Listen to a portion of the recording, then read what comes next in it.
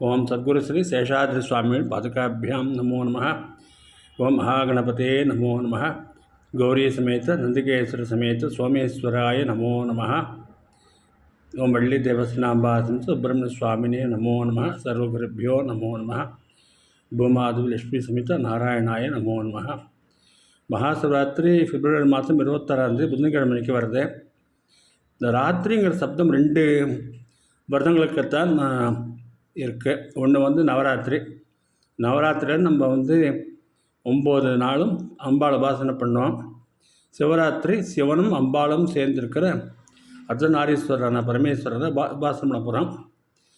பொதுவாக சிவராத்திரின்னு சொல்கிற போது ஒவ்வொரு மாதத்துலேயும் வரும். அது ஒவ்வொரு மாதத்துலேயும் பௌர்ணமியிலேருந்து தேய்பிற ஒவ்வொரு நாளாக போய் 14வது நாள் சிவராத்திரின்னு சொல்கிறது. அன்றைக்கி சந்திரன் 14 ஒரு தான் இருக்கும். அடுத்த நாள் அமாவாசை வந்துடுது.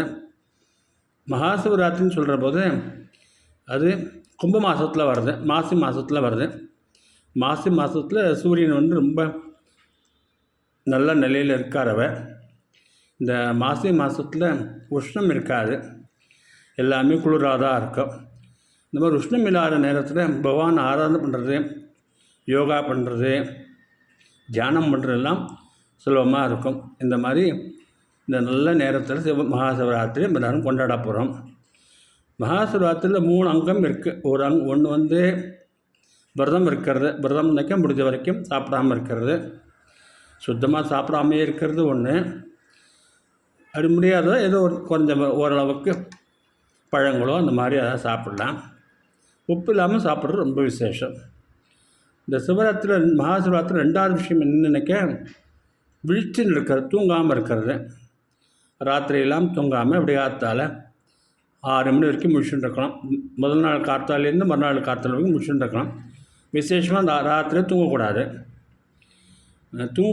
விழிச்சுட்டு இருக்கணும்னாக்கா அந்த கிராமியமான விஷயத்தில் மனசு போகக்கூடாது. ட்ராமா, சினிமா, டிவி அந்த மாதிரி பகவத் ஆராதனையில் இருக்கணும். பகவான் ஆராதனை பண்ணுறதுக்கு பூஜை பண்ணலாம், அபிஷேகம் பண்ணலாம், தேவாலயமெல்லாம் போகலாம், கோவிலுக்கெல்லாம் போகலாம், புராணங்கள்லாம் படிக்கலாம், உபன்யாசமெல்லாம் கேட்கலாம். இப்படி ஏதாவது ஒரு வழியில் ஈஸ்வரன் ஆராதனை பண்ணுறது தான் விழித்திருக்கிற நிலை. இதனால் சுவாமி விவேகானந்தர் தான் சொன்னார், arise awake and stop not till the goal is reach அப்படின்னு. எப்போ விழிச்சுட்டே இருங்கோ, பகவானை சொல்லிட்டு இருங்கோ, பகவான் அடையிற வரைக்கும் விடாமல் இதை செஞ்சுட்டு இருக்கணும் அப்படின்னு சொன்னார் அவர். இந்த சிவராத்திரியில் ராத்திரின்னா சொன்னேன் நான். எல்லா உயிரும் ஒடுங்கியிருக்கிற நேரம் ராத்திரி. சிவன் சொல்கிற போது மங்களம் அப்படின்னு பொருள் இருக்குது. சிவன் மங்களமான உருவமாகவே இருக்கிறார், மங்களமாகவே இருக்கிறார். யாரெல்லாம் சிவன் உபாசனை பண்ணுறாலோ அத்தனை பேருக்கும் எல்லா விதமான மங்களமும் கிடைக்கும். ஜீவத்தில் இருக்கிற போது நல்ல வேலை, பணம், கல்யாணம், குழந்தை பிறக்கிறது, உலக யாத்திரை முடிஞ்சதுக்கப்புறமா பரமகதியை அடைஞ்சு விடலாம், பரமபதத்தை அடைஞ்சு விடலாம். அந்த மாதிரி தான் சிவனை ஆராய்ச்ச ஐஸ்வர்யான அதிபதி சிவனாக சொல்லியிருக்கு. எல்லா ஐஸ்வர்யத்துக்கும் அதிபதி, ஐஸ்வர்யான அதிபதி ஈஸ்வரகா. எல்லா ஐஸ்வர்யத்துக்கும் அதிபதி பரமேஸ்வரன் தான். குபேரன் பரமேஸ்வரனுடைய தோழர்வர். அதனால் யாரெல்லாம் பரமேஸ்வரன் உபாசனை பண்ணாலும் அவளுக்கு பணத்துக்கு குறைவே இருக்காது, அஷ்டலட்சுமி கடாட்சமும் இருக்கும். பரமேஸ்வரன் என்றைக்கும் இருக்கக்கூடிய தெய்வம் அவர். ரொம்ப ஆரம்ப காலத்துலேருந்து இருக்கார், எப்போவுமே இருக்கக்கூடிய தெய்வம் அவர். பரமேஸ்வரனுக்கும் நாராயணனுக்கும் வித்தியாசமே கிடையாது. அது நம்ம சொல்கிற போது சிவனும் அறியும் ஒன்று, அறியாதன் வாயில் மண் அப்படின்னு சொல்லுவோம் நம்ம. இந்த மாதிரி வேறு பேதம் பார்த்தாக்கா அது பூலோகத்தில் இருக்கிற மாதிரி தான் இருக்கும். மனசாந்தி கிடைக்காது, மோட்சம் கிடைக்காது. இப்படித்தான் சுவாமி நாராயணனே சொல்லியிருக்கார். பரம வைஷ்ணவமான பாகவத புராணத்தில் சுவாமி சொல்கிற போது என்ன சொல்கிறாருனாக்க, பிரம்ம ருத்ரோச்ச பூதானி பேதே ஞானோனு பசியதி யதா புமான்ன ஸ்வாங்கேஷு சிரஹா பாண்யாதிஷு क्वचित् பாரக்கிய புத்திம் குருத்தே ஏவம் பூதேஷு மத்பரஹ திரயாணாம்.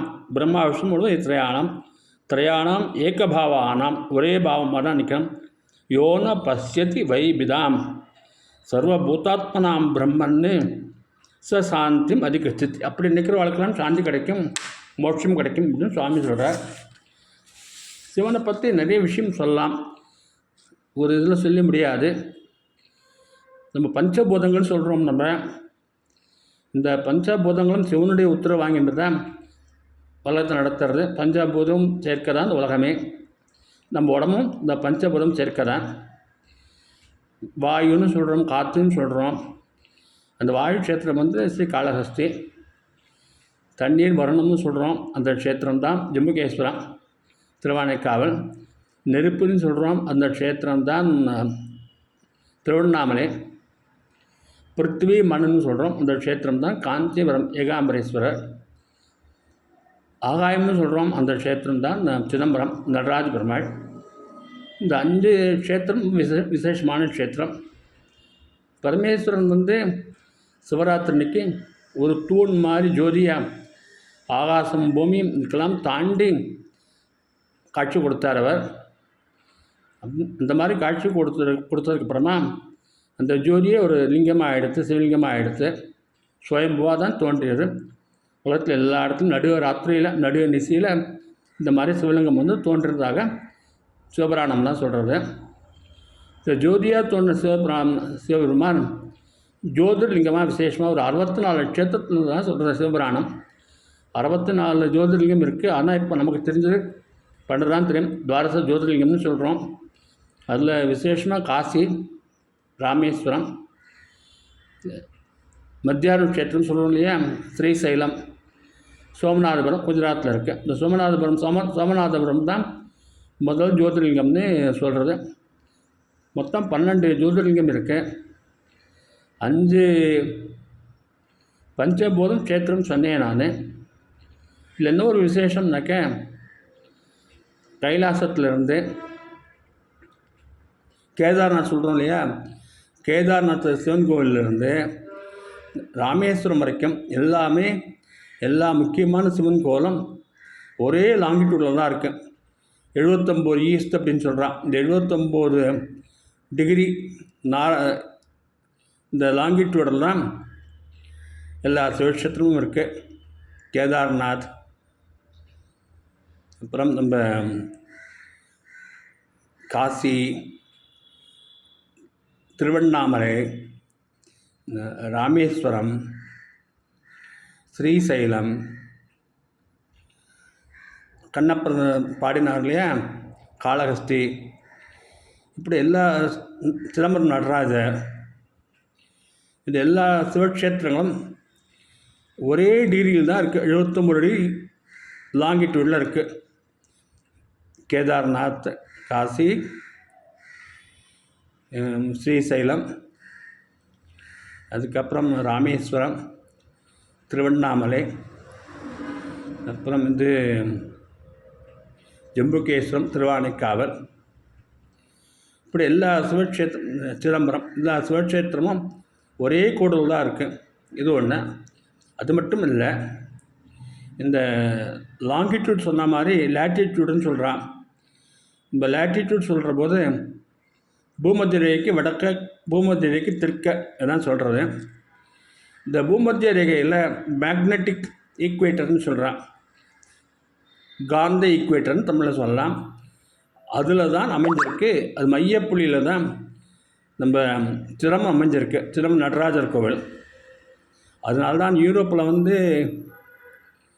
பார்ட்டிகிள்ஸ் ரிசர்ச்னு பண்ணுறான். ரொம்ப பெரிய அளவில் பல கோடி ரூபா செலவு பண்ணி பண்ணுறான். இந்த ரிசர்ச் சென்டர் வாசலில் இந்த நடராஜர் விக்கிரகம் தான் வச்சுருக்காவ. இந்த நடராஜர் இந்த உருவமே சிருஷ்டி, கிரியேஷன், பரிபாலனம், அப்புறம் டிஸ்ட்ரக்ஷன் எல்லாமே இந்த மூர்த்தி தான் அப்படின்ட்டு அந்த மாதிரி பார்ட்டிகல் ரிசர்ச்சில் நடராஜர் சிலையை வாசல் வச்சுருக்கா. இந்த லலிதாஸ் நமக்கு ஒரு விஷயம் சொல்லியிருக்கேன். சிருஷ்டிகத்ரி பிரம்மரூபா, கோப்திரி கோவிந்த ரூபிணி, சம்ஹாரிணி ருத்ரரூபா, திருவோதானு கணேஸ்வரி, சதாசிவானு கிரக. இந்த சதாசிவன் தான் அனுகிரகம் பண்ணுறார் பரமேஸ்வரன். அம்பாள் சதாசிவன் அனுகிரகம் பண்ணுறான். பிரம்மான்னு சிருஷ்டி பண்ணுறார். சிருஷ்டிகத்ரி பிரம்மரூபா, கோப்திரி கோவிந்த ரூபிணி, கோபாலனாக எல்லா ஜீவராசியும் அம்பாள் தான் காப்பாற்றுறான். சிருஷ்டிகத்ரி பிரம்மரூபா, கோப்திரி கோவிந்த ரூபிணி, சம்ஹாரிணி ருத்ரரூபா. ருத்ரனாக எல்லா ஜீவராசிகளிலும் வந்து அந்த கடைசி காலம் வரும்போது அந்த கடைசி காலத்தை ஏற்படுத்துகிறார். திருவருள் மறைக்கிறது, ஈஸ்வரனாக இருந்து மறைக்கிறார். அனுகிரகம் பண்ணுறது சதாசிவனாக இருக்கா. அந்த சதாசிவன் தான் சிவன்னு சொல்கிறோம். நம்ம ருத்ரகன்னு சொல்கிறா. பிரம்மா சிருஷ்டி பண்ணால் ருத்ரகன்னு இருக்கா. 12 பேர் இருக்கா. ஏகாதசி ருத்ரகன்னு பேர். அவர்கள் வந்து சதாசிவனுடைய அம்சம்தான். ருத்ரர்கள் வந்து சிவனுடைய அம்சம்தான். சிவனுடைய பரிபூர்ண அந்த சக்தியை வட்ட கிடையாது. அப்படித்தான் வந்து பாகவத்தில் சொல்லியிருக்கு. நம்ம வந்து சிவன் எப்போ உபாசனை பண்ணாலும் ஸ்ரீருத்ரம் சொன்னால் உபாசனை பண்ணுறோம். நம்ம ஸ்ரீருத்ரம் வந்து 4 வேதத்துலேயும் இருக்குது. அந்த மாதிரி உயர்ந்த ஒரு ஸ்ரீருத்ரம். தட்ச பிரஜாபதின்னு இருந்தார். அவர் வந்து சிவனை ரொம்ப துவேஷம் பண்ணார்.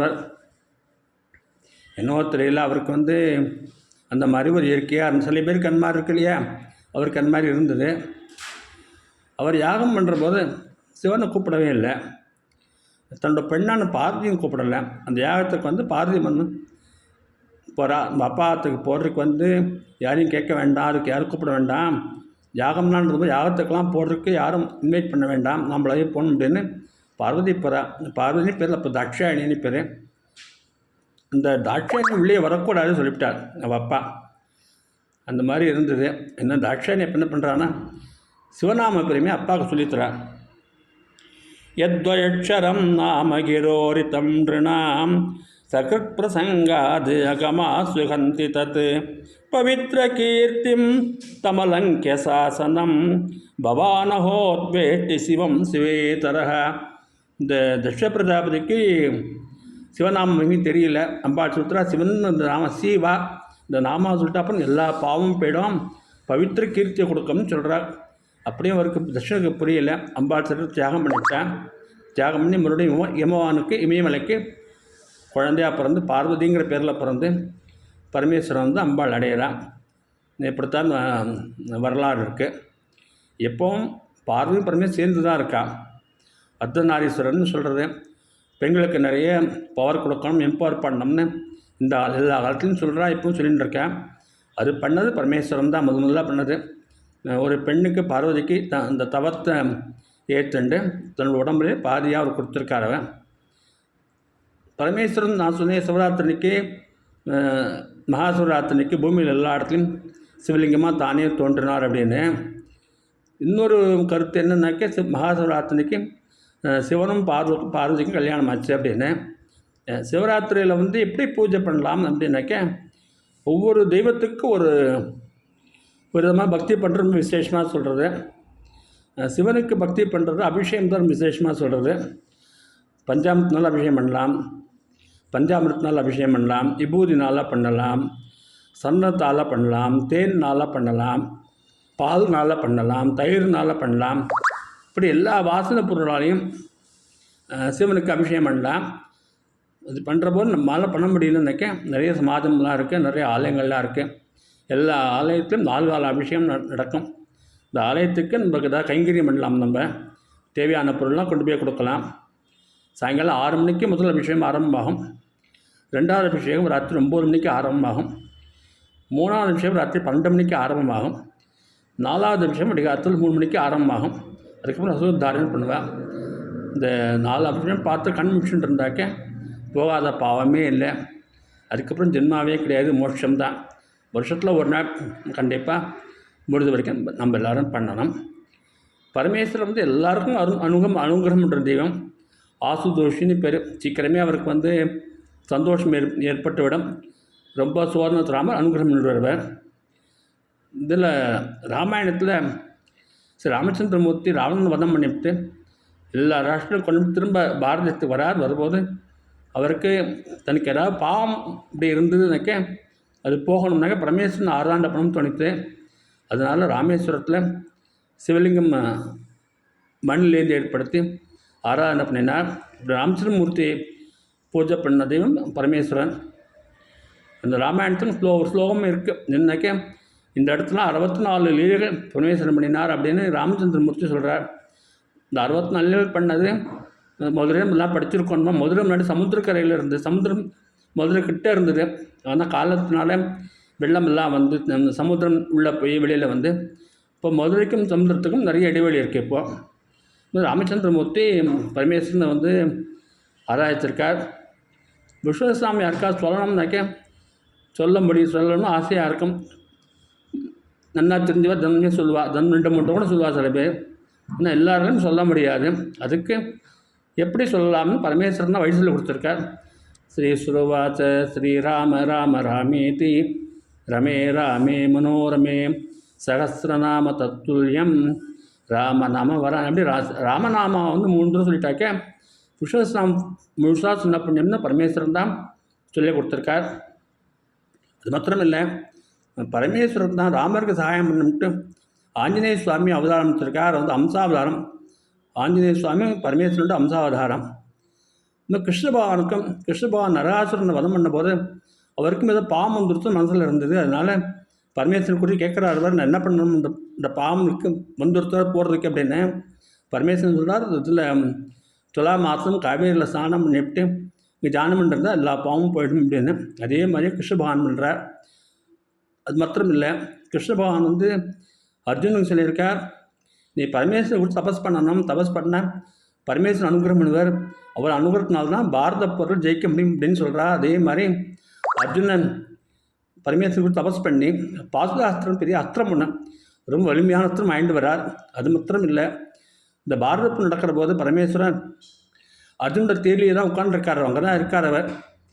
அர்ஜுன் பானம் போட்டு எதிர்த்த பக்கத்தில் இருக்கிற வீரர்கள்லாம் செத்து போகிற மாதிரி ஒரு தோட்டம் இருந்தால் கூட அர்ஜுனுக்கே தெரிகிறது, நான் பானம் போடுறதுக்கு முன்னாடியே அவளை செத்து போய் விழுந்துடுறாவா, நான் பானம் போட்டப்புறம் விழலவா, பானத்தை போடணும்னு போட ரெடியான போதே விழுந்துடுறா அப்படின்னு.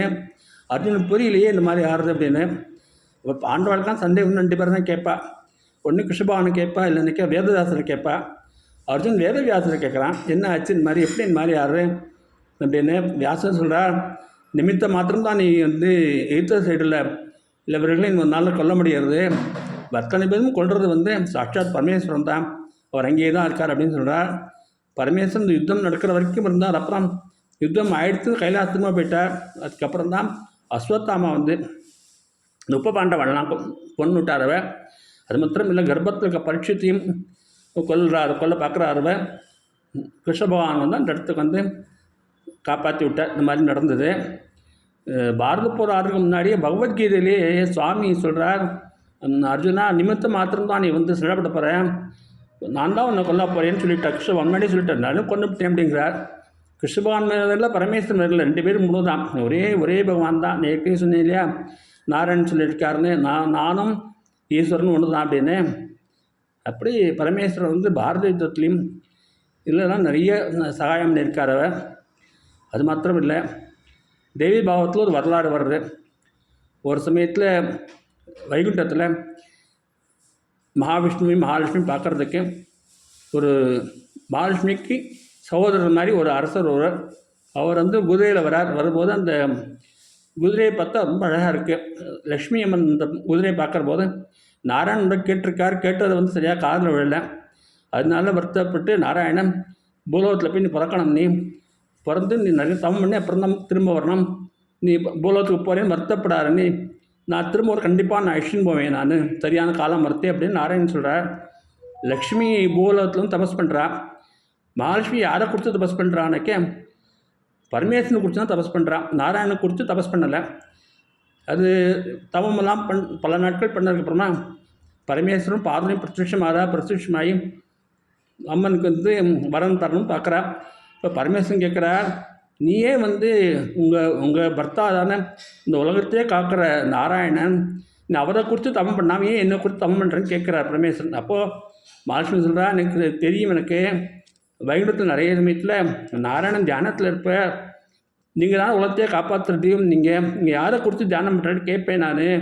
அப்போ நாராயணன் சொல்லுவார், நான் பரமேஸ்வரனை குறித்து தியானம் பண்ணிட்டுருக்கேன் அப்படிம்ப சொல்லிவிட்டு, பரமேஸ்வரன் என்னை குறித்து எப்போ தியானம் பண்ணிருப்பார், நாங்கள் வேறு நாங்கள் எல்லோரும் நாங்கள் 2 பேரும் ஒன்று தான் சொல்லுவார், நீங்கள் சீக்கிரமே அனுகிரகம் பண்ணுற தெய்வம் அப்படிங்கிறதுனால உங்களை குறித்து தபம் பண்ணேன்னு சொல்கிறா மகாலட்சுமி. அதே மாதிரி பரமேஸ்வரன் அனுகிரகம் பண்ணி மகாவிஷ்ணுவோட சேர்ந்து விட்றா. மகாவிஷ்ணுக்கு சாபம் உண்டு எப்போவுமே. என்ன சாபம்னாக்கா, இந்த புருகு மகிஷன் இருந்தார் இல்லையா, அவர் வந்து சாபம் கொடுத்துவிட்டார்.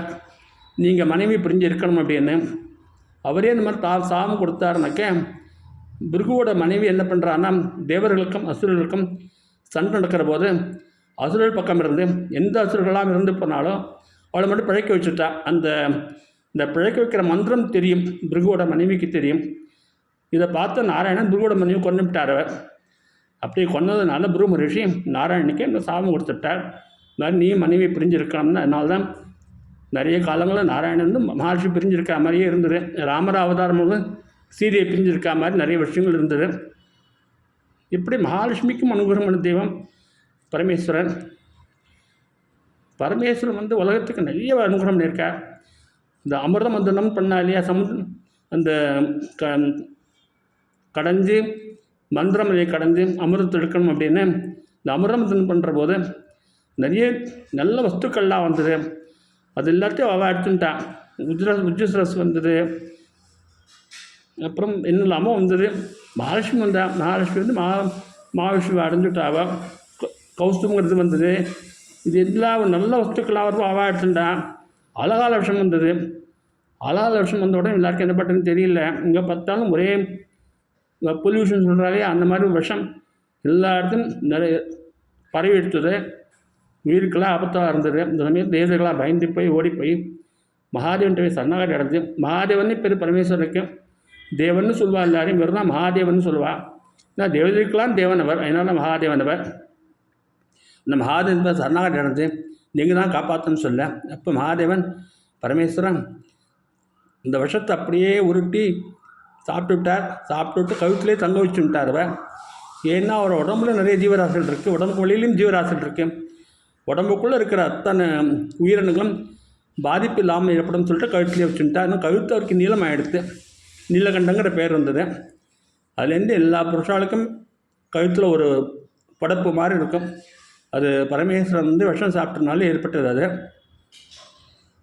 இந்த மாதிரி பரமேஸ்வரன் மகாலட்சுமி அனுகிரகம் மட்டும் மாத்திரம் இல்லை, எல்லா தேவர்களுக்கும் அவர் அனுகிரகம் பண்ணியிருக்கார்.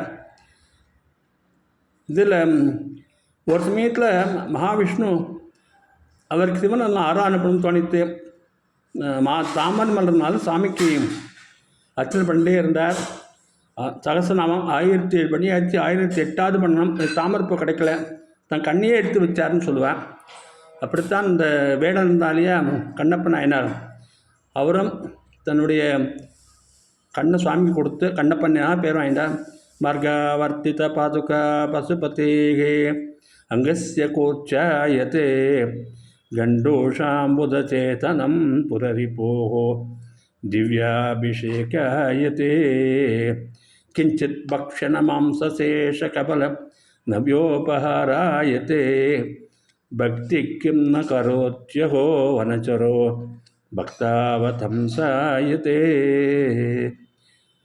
பரமேஸ்வரன் வந்து ஜோதி சுரூபமாக தூண் மாதிரி இருந்தார் சொன்னேன் நான். தூண்லேருந்து நரசிம்மர் வந்தார். அந்த நரசிம்மர் வந்து நரசிம்மருடைய இதில் அவதாரத்தில் சிவனுடைய அம்சமும் இருக்குது, நாராயண அம்சமும் இருக்குது. அதனால தான் நரசிம்மர் கர்ஜனை பண்ணுற போது எல்லா லோகம் பயந்து போயிடுத்து. எல்லாரும் மகாலட்சுமி போய் உங்கள் ஆத்துக்காரர் மாதிரி இருக்கார், நீங்கள் தான் நான் சமாதானப்படுத்தணும்னு சொல்கிறா. அப்போ மகாலட்சுமி சொல்கிறான், இந்த மாதிரி எங்கள் ஆத்துக்காரர் நான் பார்த்ததே கிடையாது, நாராயணன் இப்போ சாந்தமாக தான் இருப்பதவர், உக்கிரமாக நான் பார்த்ததே இல்லை அப்படிங்கிற. அதனால அப்புறம் பிரகலாதன் போய் நரசிம்மருக்கு நமஸ்காரம் பண்ணி ஸ்தோத்திரம் பண்ண பிறந்தான். நரசிம்மருடைய அந்த உக்கிரமெல்லாம் குறைஞ்சிது. பரமேஸ்வரன் பண்ண அனுகிரகத்துக்கு வந்து கணக்கே இல்லை. இந்த இது சொன்னேன், விஷம் சாப்பிட்டார் சொன்னேன். பிள்ளையார்னு அம்பாள் சிருஷ்டி பண்ணியிருந்தா. மஞ்சள் பொடியிலிருந்து தன்னை காவலாக தான் பிள்ளையாரை வச்சுருந்தா. வீட்டு வாசலில் இருந்தார் கணபதி இருந்தார். இந்த கணபதி மகாகணபதி மாத்திரம் பரமேஸ்வரன் தான். யானை தலையை அந்த பையனுக்கு வச்சுட்டு மகாகணபதி ஆயிட்டார் அவர். இந்த மகாகணபதி வந்து தெய்வங்களே சிறந்த தெய்வமாக தான் போற்றப்படுகிறார். அக்ர பூஜ்யாய நமஹ. ஃபஸ்ட்டு மகாகணபதி பூஜை பண்ணுறான், எல்லா தெய்வத்தையும் பூஜை பண்ண முடியும். நம்ம வேறு எந்த தெய்வத்துக்கு பூஜை பண்ணாலும் கணபதி பூஜை பண்ணால் அது பிரயோஜனம் இல்லையாது. கணபதி பூஜை பண்ணிவிட்டால், மகாகணபதி பூஜை பண்ணிவிட்டால் எல்லா தெய்வத்தையும் பூஜை பண்ணுற மாதிரி யார்.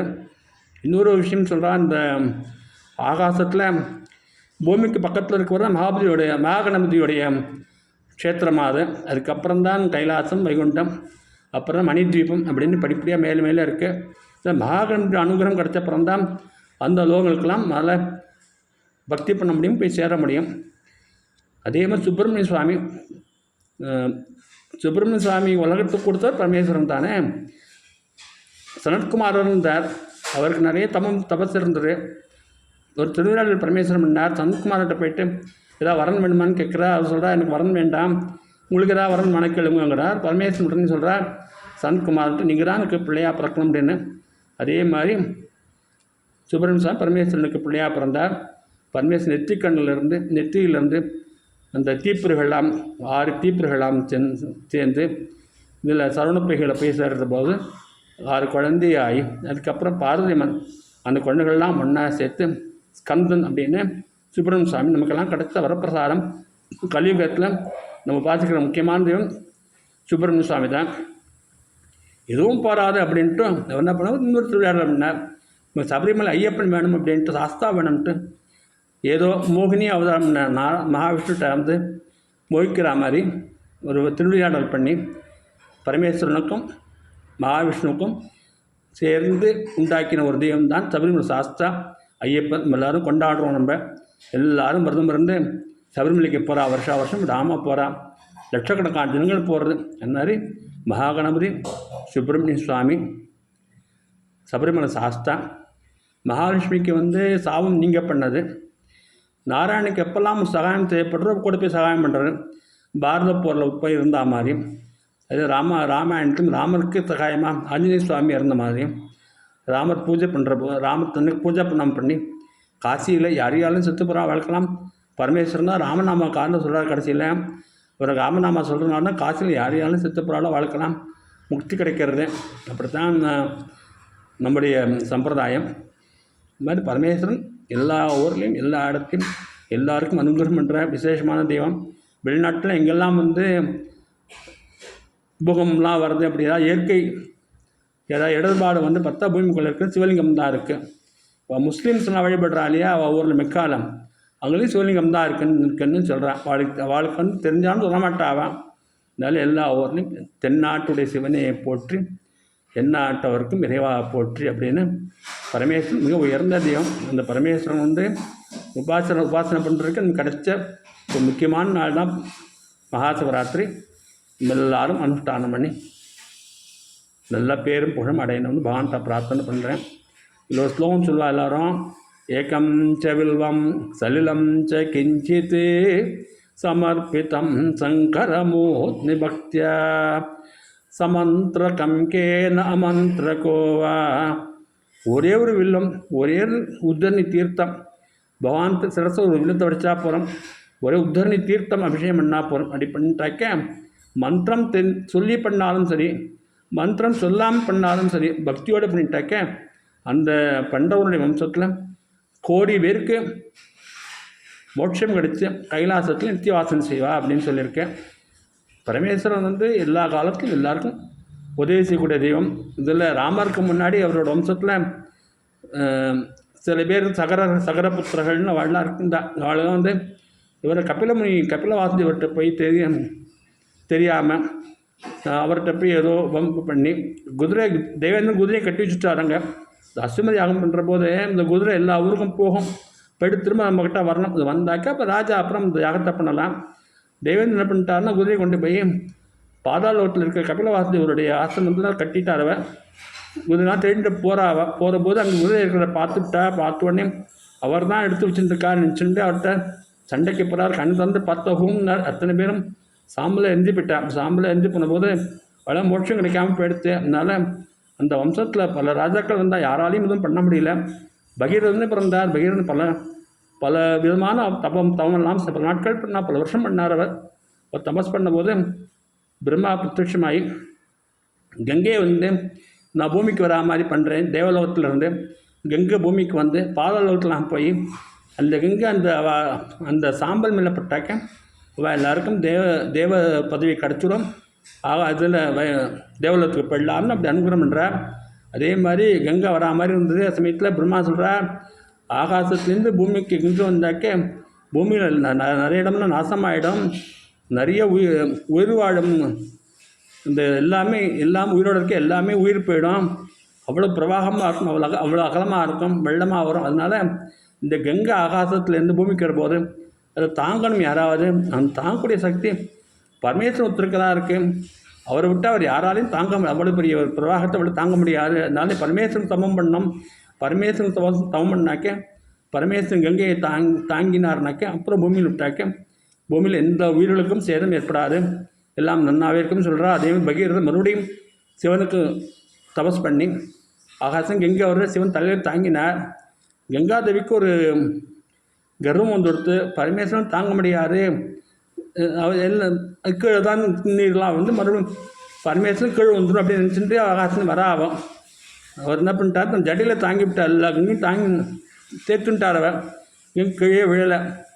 பகீரனுக்கு மறுபடியும் ஒரு வருத்தம் ஏற்படுறது, நம்ம கஷ்டத்தவம் பண்ணுவோம். நம்ம ஆகாசம் எங்கே வந்தது, பரமேஸ்வரன் ஏற்றுட்டார், பூமியில் விழாமல் இந்த மாதிரி ஆயிடுச்சுன்னு மறுபடியும் தவம் பண்ணுறார். தவம் பண்ணி பரமேஸ்வரன் வேண்டிக்கிறார். அப்படி வேண்டும் போது தான் பரமேஸ்வரன் தள்ளி கங்கையை கீழே வராமல் பண்ணி 7 விதமான நதியாக பிரவாகமாக ஓடி பாதாளோகமும் போய் பாதாளோகத்தில் போய் ராமருக்கு முன்னாடி இந்த பிரிவாக இருந்தா இல்லையா வம்சத்தில் அவள் எல்லாருக்கும் சாம்பலாக இருந்தவா எல்லாரும் இந்த சாம்பல் நிலையிலேருந்து தேவநிலையை அடைஞ்சு மோட்சத்துக்கு போகிறான். எப்படி பரமேஸ்வரனால் நமக்கு கங்கைங்கிற இந்த புண்ணியமாக நதி கிடச்சிது. கங்கை நமக்கு மாத்திரம் இல்லை, பாதாளோகத்துக்கு கிடச்சிது, பூமியில் எல்லா இடத்துக்கும் கிடச்சிது.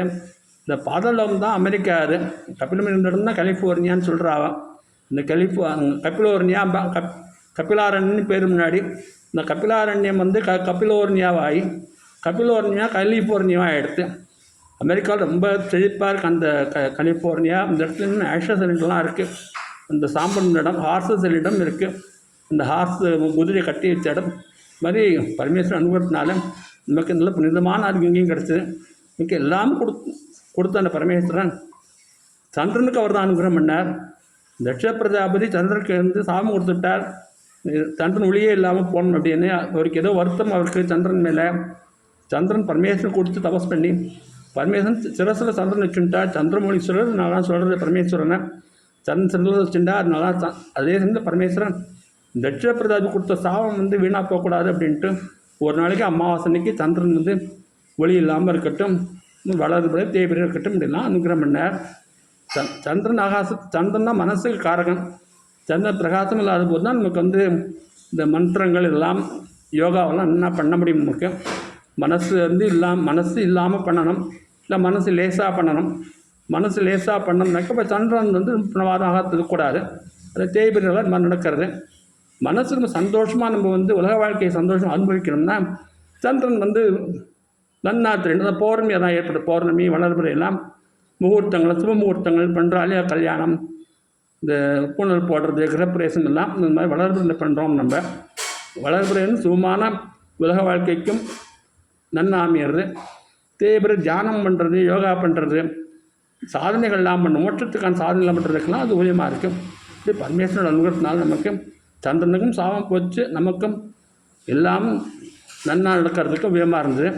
இப்படிப்பட்ட பரமேஸ்வரன் நம்ம நன்னா ஆராதிக்கணும், நன்னா பூஜை பண்ணணும். பூஜை பண்ணி ரொம்ப நல்லது நமக்கு. மகாசிவராத்திரியை கண்டிப்பாக இந்த நேரத்தை உபயோகப்படுத்தி பரமேஸ்வரன் நன்னா பூஜை பண்ணணும். யாரெல்லாம் எங்கெல்லாம் யாகம் பண்ணுறாலோ அங்கெல்லாம் கைங்கரியம் பண்ணணும். அவளுக்கு வேண்டாம் தேவையான பொருள்லாம் கொடுக்கணும். இதோடு இந்த பதிவு முடிச்சுக்கிறேன்.